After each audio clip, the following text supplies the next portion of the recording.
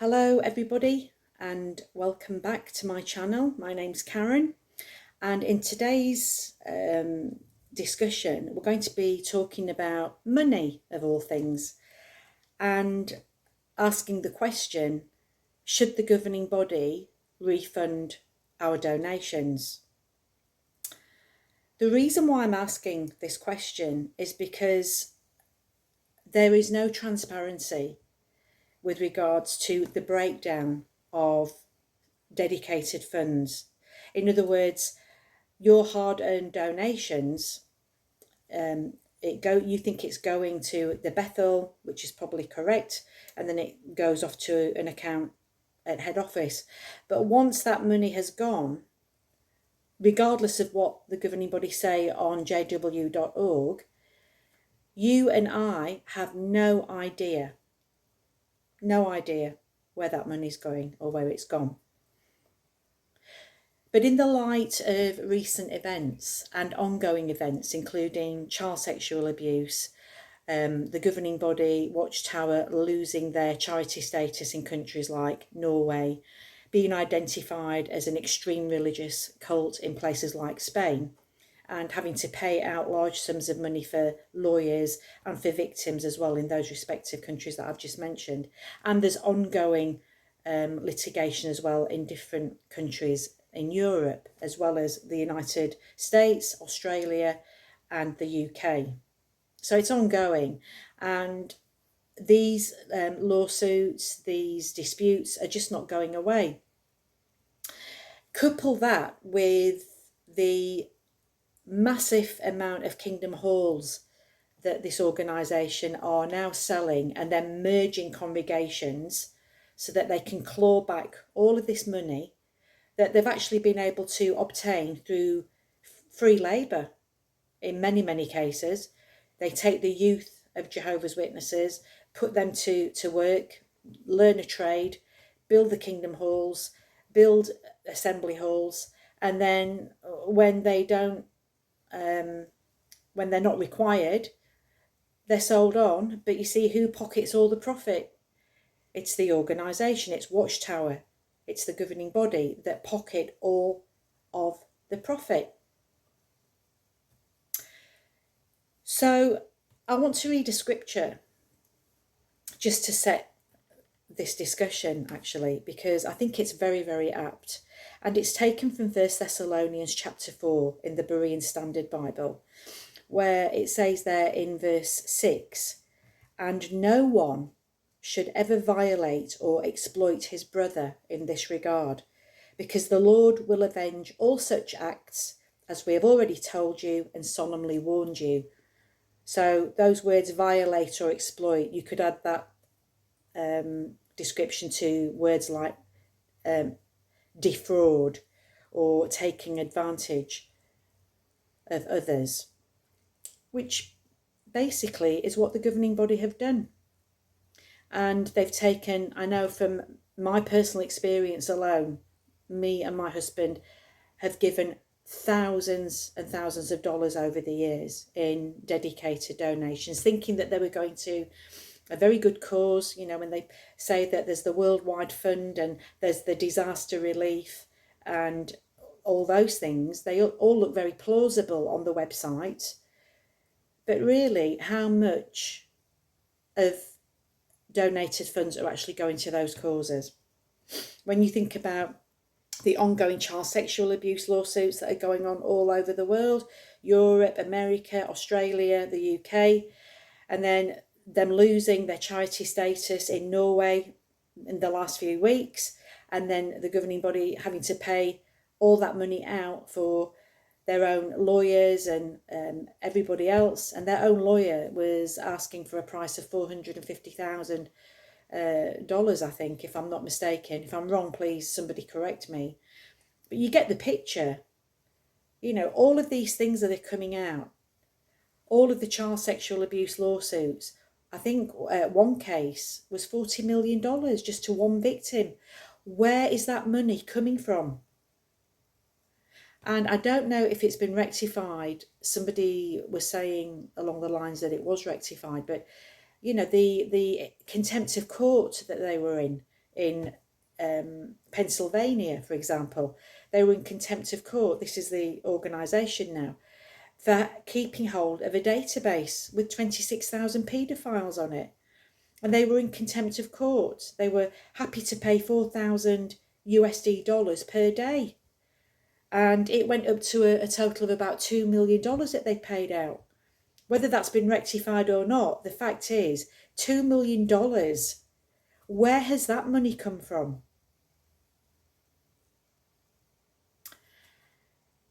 When I look at all of that, and all of us have seen on record, through YouTube, through social media, through newspaper bulletins, that this organisation are just continually paying out. And if you couple that with the ongoing sales all over the world of Kingdom Halls, there's a link in Facebook just pertaining to the selling of Kingdom Halls in Australia alone. It runs into millions of dollars. And a lot of those Kingdom Halls have been built with free labour, with the youth of the organisation. All this organisation has had to pay for the materials. But then when these buildings become surplus to requirements for whatever reason, whether that's, clawing back money so that they can keep paying out all of these lawsuits or whatever, at the end of the day, it's a very, very negative and damning sign for this organisation. Having to merge congregations to make them look fuller, because people are leaving in their thousands every single week. People are leaving this organisation. It is hemorrhaging from the jugular. It's just the few things that I've mentioned alone. They're just really disturbing and should concern every single one of us. I want to thank a gentleman by the name of Trond Jacobsen, who is based in Norway. And he has been corresponding with the governing body, sending them letters. Every single member of the governing body, he's been sending letters directly to them. Interestingly enough, he never gets a response. I wonder why. But he has been very, very specific on money being spent and rank and file witnesses not having a clue of where their money is. There's no breakdown, and there's no transparency on jw.org. All Jehovah's Witnesses see on that website is the apparent good things that seem to be taking place, like the disaster relief, like the worldwide fund for building Kingdom Halls, etc., etc. But you see, what they're giving in one hand, they're taking with another. But the governing body won't put on jw.org, that we're being sued all over the world. We're having to pay out millions. And I'm sorry, everybody, rank and file witnesses, but that could include your hard-earned cash as dedicated funds. They're not transparent or honest to come clean with where all the money's going. And so one has to ask, knowing that when you've given your donations, that you've given them, from a good heart, thinking that they're going to a good cause, when in fact the opposite could be happening. And Trond Jacobsen, he has his own website, and I will put I'll put all the links in the description so that you can all have a look, download whatever documents you need to, and take a look for yourself.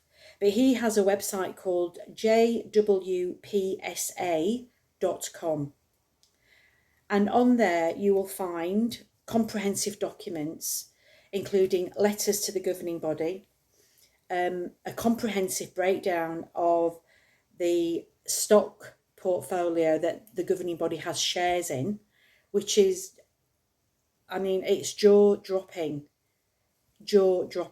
For example, when I had a look at some of it, I came across some examples, and he's actually listed them on the website, but you can actually click on the PDF and get the full breakdown of what Henrietta Riley, which is one of the aliases that the organisation have, Henrietta Riley for Watchtower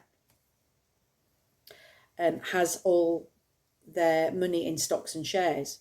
And some of these are very well known, some of them are not so well known. But for example, Boeing Airlines, they have 20,000 shares in Boeing. Now, I don't know how much shares are per se, but on average, they're between $1 and $5 per share, depending on the organisation and the industry. Another one, Honeywell International, which manufacture Carbonex military brakes for the military, for the defence organisation. Right? What does the Watchtower say about the military? About armies, about the defence system? It's part of the wild beast. And yet here we are, it's on record, here we are, we're able to look at all of this and see that they've got 60,000 shares in Honeywell International. Unbelievable. Molson Coors Brewing, which is alcohol production, 90,000 shares. Right? What is an organisation who, is always banging on about, how bad alcohol is if you, consume more than you should? Having shares, 90,000 shares. I mean, what if those shares are like $3 or $4 each per share? How much money are they spending, and where are they getting it from? Walt Disney, they have 100,000 shares in Walt Disney. And the Canadian Entertainment Corporation, Lionsgate, 170,000 shares. Okay. Time Warner, which is also owner of Cinemax Porn, 80,000 shares. Okay. Pfizer Pharmaceuticals, this really blew me away, the amount of shares that they've got in Pfizer, 330,000. 330,000 shares in Pfizer Pharmaceuticals. Why? Why, if they always bang on about not being part of the world, do they then plough all their money into things like this? According to 1 Timothy 6, 9 and 10, it says here in the New International Version, those who want to get rich fall into temptation and a trap, and into it many foolish and harmful desires that plunge people into ruin and destruction. For the love of money is a root of all kinds of evil. Well, you can't argue with that, can you? This is just absolutely disgusting that they have all of these shares. Where are they spent? How are they getting the money? And if we have given our money in good faith in the past, which we have, we wouldn't be giving 1 cent to any of this because of how the governing body view them on the outside. But you'll see when I put the links in the description, you'll be blown away. You'll be shocked by how many shares they've got in different organisations all over the world. It's scary. And so, don't we have a right to say, well, if you can't prove where my donations have gone, then you need to give me my money back because I thought they were going to a good cause? Let me know. I mean, think about this. What do you all think? Do you think it's a viable question? Do you think we have a right to ask for our donations back? In the light of everything that I've said here, and I could say a lot more. But it is beyond belief, and these men are just taking everybody for a ride. So let me know what you think. Drop your comments in the comment section. And until next time, please take care and look after yourselves.